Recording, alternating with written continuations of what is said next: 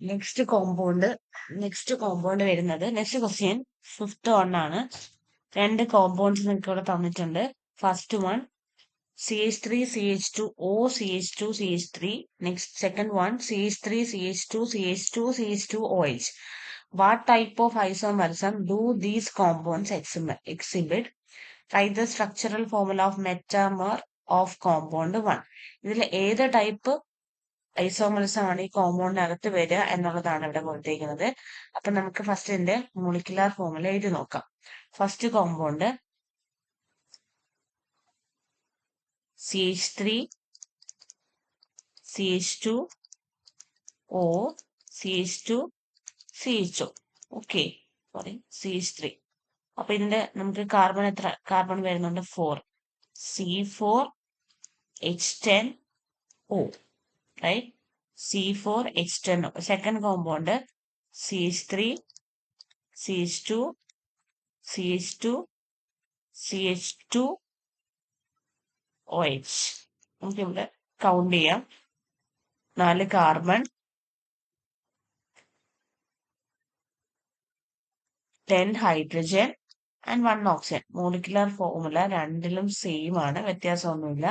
And ഇവിടെ വന്നിരിക്കുന്ന difference, നമുക്ക് വന്നിരിക്കുന്ന ഗ്രൂപ്പ് എന്ന് പറയുന്നത് ഫങ്ഷണൽ ഗ്രൂപ്പിലെ വ്യത്യാസമാണ്, അല്ലെ? ഒരിടത്ത് ഈതറും മറ്റൊരു സ്ഥലത്ത് ആൽക്കഹോളാണ് വന്നിരിക്കുന്നത്. സോ ഫങ്ഷണൽ ഗ്രൂപ്പിലെ ഡിഫറൻസ് ആണ്. അപ്പൊ ഇത് ഏതിന് എക്സാമ്പിൾ ആണ്?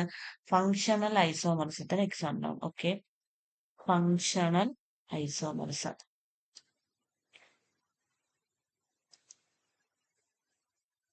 ഓക്കെ, ഇനി നമ്മുടെ ഈ ഒരു കോമ്പൗണ്ടിന്റെ ഒരു മെറ്റാമർ എന്ന് പറയുമ്പോൾ നമ്മുടെ ഈ ഈതറിന്റെ പൊസിഷൻ മാറ്റി കഴിയുമ്പോൾ നമുക്കൊരു മെറ്റാമർ കിട്ടും. നമുക്ക് വേണമെങ്കിൽ ഇതിന്റെ എക്സാമ്പിൾ എങ്ങനെ കൊടുക്കും? CH3O CH2 CH2 CH3 ആയിട്ട് കൊടുക്കാം. Okay, and next one, the structural formula of 2 compounds are given. What is IUPAC name of the first compound? നമ്മുടെ ആദ്യത്തെ കോമ്പൗണ്ടിന്റെ IUPAC നെയിം എഴുതണം. ആദ്യത്തെ കോമ്പൗണ്ട് വന്നിരിക്കുന്നത് CH3 CH2 CH2 CH2 CHO ആണ്. First പൊസിഷനിൽ aldehyde group ആണ്, അല്ലെ? ഫസ്റ്റ് പൊസിഷനിൽ വന്നിരിക്കുന്ന ആൽഡിഹൈഡ് ഗ്രൂപ്പ് ആണ്. സോ 1 2 3 4 ആൻഡ് 5 കാർബൺ ആറ്റംസും ഉണ്ട്. ഫസ്റ്റ് ഗ്രൂപ്പിൽ വന്നിരിക്കുന്ന ആൽഡിഹൈഡും ആയതുകൊണ്ട് നമ്മുടെ പേര് എങ്ങനെ വരും? പെന്റനാണ്. Okay, and second question, these 2 compounds are isomers. ഇത് രണ്ടും ഐസോമേഴ്സ് ആണോ എന്നാണ് ക്വസ്റ്റ്യൻ. അപ്പൊ നമുക്ക് അതിന് കണ്ടുപിടിക്കാൻ വേണ്ടി ആദ്യം നമുക്ക് എന്ത് ചെയ്ത് നോക്കാം? മോളിക്കുലാർ ഫോർമുല എഴുതി നോക്കാം. ആദ്യത്തെ കോമ്പൗണ്ടിന്റെ മോളിക്കുലാർ ഫോർമുല വരുന്നത് 5 കാർബൺ ആറ്റംസ്, ഹൈഡ്രജൻ എത്ര വരുന്നുണ്ട്? 5 7 9 10 H10O. ഓക്കെ, ആൻഡ് സെക്കൻഡ് ഗ്രൂപ്പിന്റെ molecular formula എഴുതുവാണെങ്കിൽ 1 2 3 4 5 carbon atoms, 10 hydrogen atoms and 1 oxygen atom. Molecular formula same ആണ്. അതിന്റെ സ്ട്രക്ചറിന് വരുന്ന ഡിഫറൻസ് ആണ് ഉള്ളത്.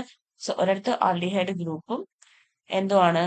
നമ്മുടെ കീറ്റോൺ ഗ്രൂപ്പുമാണ് വരുന്നത്. അപ്പം നമുക്ക് എന്ത് പറയാൻ പറ്റും? ഐസോമേഴ്സ് ആണ്.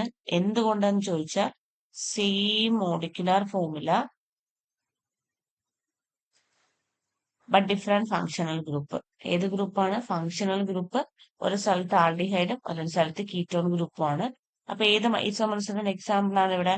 ഫങ്ഷണൽ ഐസോമറിസത്തിന് എക്സാമ്പിൾ ആണ് ഇവിടെ വരുന്നത്. Write the structural formula of the position of isomer of the second compound. Structural formula of position isomer. അപ്പൊ നമുക്ക് പൊസിഷൻ ആണെങ്കിൽ നമുക്ക് പൊസിഷൻ മാറ്റി കൊടുക്കാം.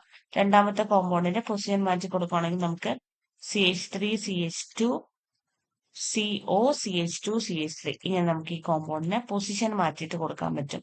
ഓക്കെ,